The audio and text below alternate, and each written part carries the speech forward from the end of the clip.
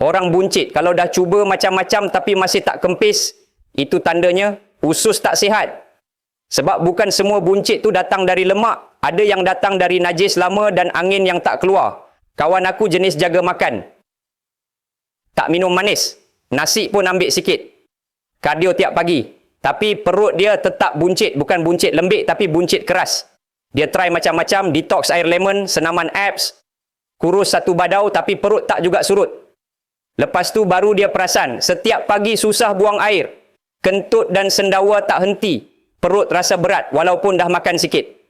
Lepas jumpa pakar penghadaman, doktor cakap straight. Ini bukan buncit lemak, ini buncit usus. Maksudnya, najis lama tak keluar habis, angin tersekat dalam salur penghadaman, toksin mula berkumpul dan tekan dari dalam. Perut jadi keras, sistem jadi lemah, sebab tu badan makin lesu, perut makin ke depan.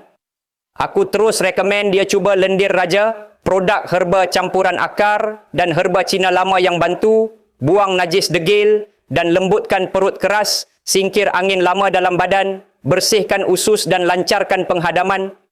Bantu perut makin kempis dari dalam, bukan sekadar nampak luaran. Dia amal 3 biji sehari pagi, tengah hari dan malam. Dan aku pesan terus beli 2 botol untuk bantu flush habis-habisan dari minggu pertama. Hari ketiga dia dah rasa perut kempis sikit. Hari kelima buang air lawas sangat, tak perlu meneran.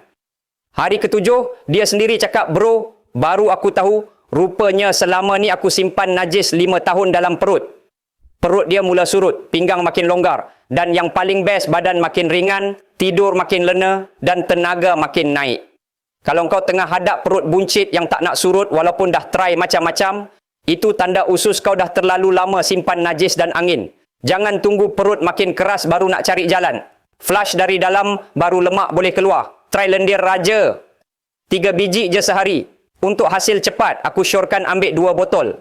Usus bersih, badan pun lega. Lendir raja ni macam probiotik. Cuma ianya 3 kali lebih efisien hasilkan bakteria baik dan ianya selamat sebab herba semula jadi. Aku berani rekomen sebab lendir raja ni ada kajian universiti antarabangsa tentang khasiat kempiskan perut dan cuci usus. Ianya juga lulus ujian makmal di iktiraf. Klik terus beg kuning atau link tulisan kat bawah ni sekarang.